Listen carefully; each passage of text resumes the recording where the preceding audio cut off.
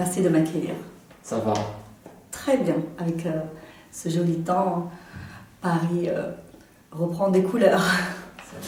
L'aventure sénégalaise, belle aventure africaine. Donc oui, je rentre tout juste de Dakar où j'ai passé 10 jours de promo là-bas. Et c'était une belle surprise, de belles rencontres.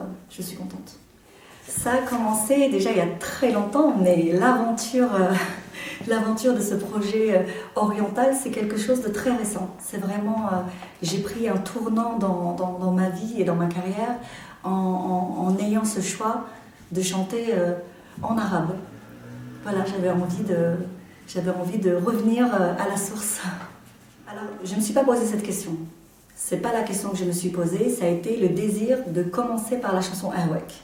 Tout simplement, puisque cette histoire fait partie de mon histoire, de mon enfance, de l'histoire avec mon père qui était joueur de oud et qui en fait me jouait cette air-là aux luttes. Et en fait, c'est quelque chose que je ne savais pas. Je savais que mon père était musicien, je savais qu'il jouait du oud parce que lui en fait à Casablanca, là où j'ai vécu, là où j'ai grandi, il était tailleur. Mais dans ces moments libres, c'était sa passion un petit peu à lui. Dans ces moments à lui, il jouait du oud, c'était sa passion. Et en grandissant, il m'a toujours encouragée dans le monde artistique, pas pour faire de moi une artiste, mais parce qu'il trouvait ça important d'élever ses enfants, ses filles, avec l'idée de toucher à tout, de faire un peu de théâtre, un peu de dessin, un peu de danse. Il trouvait que c'était bien pour l'épanouissement personnel. Je trouve qu'il était très avant-gardiste dans l'éducation, bien avant l'heure. Et je le remercie infiniment pour ça. Et d'ailleurs, pour la petite histoire, parce que bien évidemment, mon nom d'artiste c'est Sarah Ayoub, mais mon véritable prénom c'est Selwa. Et il m'a donné ce prénom en hommage à sa chanteuse préférée. L'histoire est extraordinaire puisque j'ai choisi Ahouek pour commencer cette carrière, pour lui rendre un hommage. C'est un hommage que je rends. Mon père, c'est référence à mon histoire personnelle. Et avec ce projet, c'est comme si je retrouvais le chemin de ma maison. Donc pour moi, c'est important parce que j'ai perdu mon père très jeune. Et bizarrement dans l'histoire, le premier pays qui m'a soutenue et qui a soutenu ma musique, c'est l'Algérie. C'est là où le titre a eu le plus grand buzz. Je me suis dit, c'est quand même incroyable. Et les gens me disaient, mais tu sais, on a une chanteuse qui s'appelait Selwa. Je dis, oui, je sais. Parce que les gens, ils savent pas, tout le monde sait que je m'appelle Selwa, mais quand les gens me demandent quel est ton vrai prénom, je dis, je m'appelle Selwa. Et j'aime bien raconter aussi cette histoire-là, parce qu'elle fait partie aussi de mon aventure. Oui, avec plaisir, je vais faire un petit air de Ahouek. أهواك واتمنى لا وانساك وانسى روحي وياك وين ضاعت يبقى فتك لو تنساني يا أهواك وتريني بنسى جفاك واشتاق لعذابي معاك والقى دموعي فاكراك أرجع تاني يا أهواك. C'est vrai que cette chanson m'a porté bonheur. Je n'ai pas travaillé ce projet dans l'idée d'une stratégie. Je l'ai vraiment fait, pour moi c'est un coup de cœur, c'est une aventure humaine et je n'ai pas eu cette... on peut pas, moi surtout, je ne peux pas chanter quelque chose que je ne ressens pas. Il fallait qu'il y ait une connexion. Et l'anecdote, c'est que j'ai grandi avec cet air de Ahouek sans savoir que c'était Ahouek. J'avais l'impression que cet air, limite, tellement je le connaissais, j'avais l'impression que je l'avais inventé. Mais je mettais de l'anglais dedans, je mettais de l'anglais, du français dessus. Donc cet air-là, et il m'était familier, il partait, puis il revenait, il partait, et je ne savais pas d'où ça venait. Et en fait, j'ai vécu une expérience incroyable sur la scène de la Cigale, où le groupe palestinien, les trois frères Dulbran était à Paris. Je vais bien évidemment au concert, et à la fin, en clôture, il joue cet air. Et là, ça a été une grande émotion. Je ne comprends pas cet air. Je le connais. Cet air-là, je le connais. Et c'est là où ma mère m'a raconté toute l'histoire. Parce que, ayant perdu mon père très jeune, j'ai pas pu vivre cette aventure avec lui. Il n'a pas pu voir tout ce que j'ai pu accomplir ensuite. Mais il a quand même eu le temps en fait, de m'encourager, il ne m'a pas brimé, il ne m'a pas empêché de m'épanouir dans l'artistique. Il m'a dit, dans la vie, on peut être tout ce que l'on veut. Il suffit de le vouloir très fort. Tu peux devenir médecin, tu peux devenir architecte, tu fais ce que tu veux. Mais il trouvait que c'était bien qu'un enfant puisse s'exprimer aussi artistiquement, avec de la peinture, du théâtre. Voilà, que c'était quelque chose pour la personnalité, que ça faisait des bonnes personnes. Pour le moment, c'est vrai que les gens ne me connaissent pas encore très bien. Donc c'est vrai que la période dans laquelle je suis, c'est plutôt une période de promotion.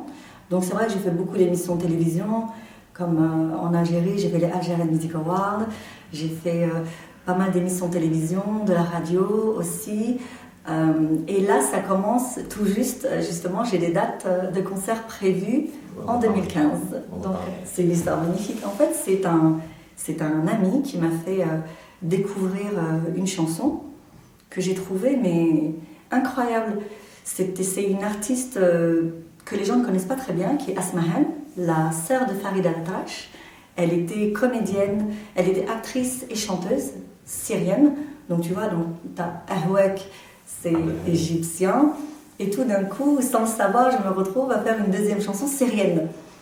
Donc finalement, c'est un petit peu le hasard et c'est vraiment des coups de cœur.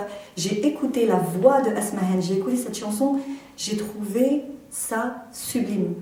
Avec cette envolée lyrique, je l'ai trouvé très originale et je me suis dit, j'aime bien, je l'ai ressenti, j'avais envie de la chanter, tout simplement. Ça a été un coup de cœur. Et j'ai rencontré les producteurs qui ont eu un coup de cœur pour Yatoyor, qui ont eu un coup de cœur pour Asmahan et ils ont eu envie de me donner la chance de pouvoir être le rôle principal d'une comédie musicale qui sera l'histoire d'Asmahan. Voilà, c'est juste incroyable parce qu'ils ont eu cette curiosité, ils ont cherché, ils m'ont dit mais raconte-nous qui est Asmahan.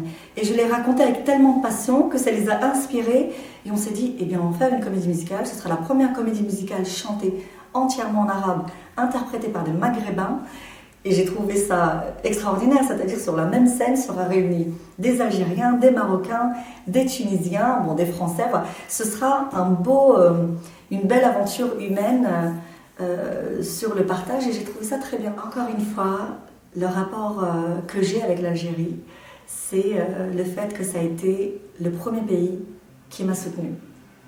Et quand j'ai vu l'accueil des médias, parce que ce qui est bien avec l'Algérie, c'est on aime ou on n'aime pas. Et quand on n'aime pas, c'est on t'aime pas.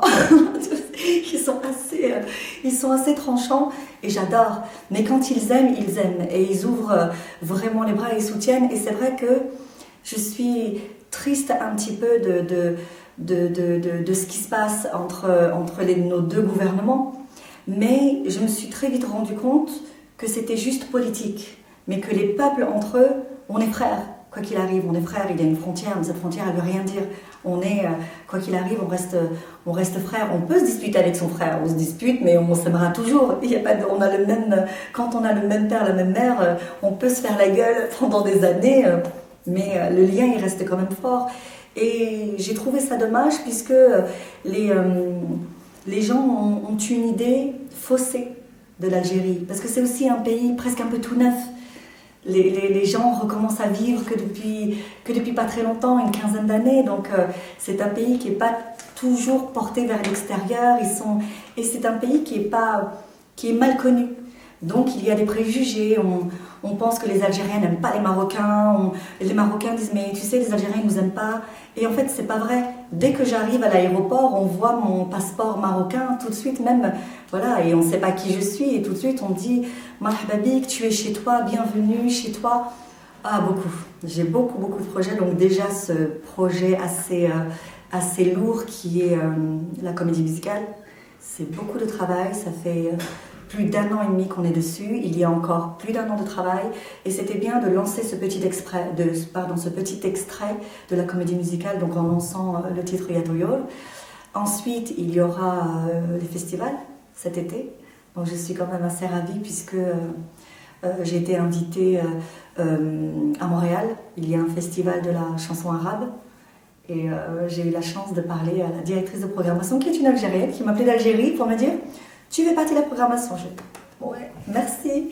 Donc, non, voilà, ça a été un bonheur, de belles rencontres et donc voilà un petit peu pour les projets et un concert au Sénégal entre le 1er et le 10 puisque voilà, il y a eu 10 jours de promo au Sénégal. J'ai choisi le Sénégal pour commencer ma promo africaine et rien de mieux que de commencer par le Sénégal qui est un pays qui ressemble beaucoup au Maroc. Voilà, et c'est un pays en fait il y a une très grande communauté en plus libanaise, ils aiment la chanson arabe, ils aiment la musique africaine, du nord jusqu'au sud, l'est, l'ouest. Ils sont pour le soutien de toutes les musiques africaines. Ya toyo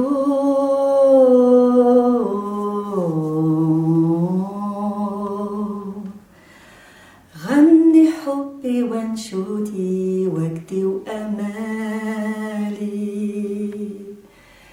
يا طيور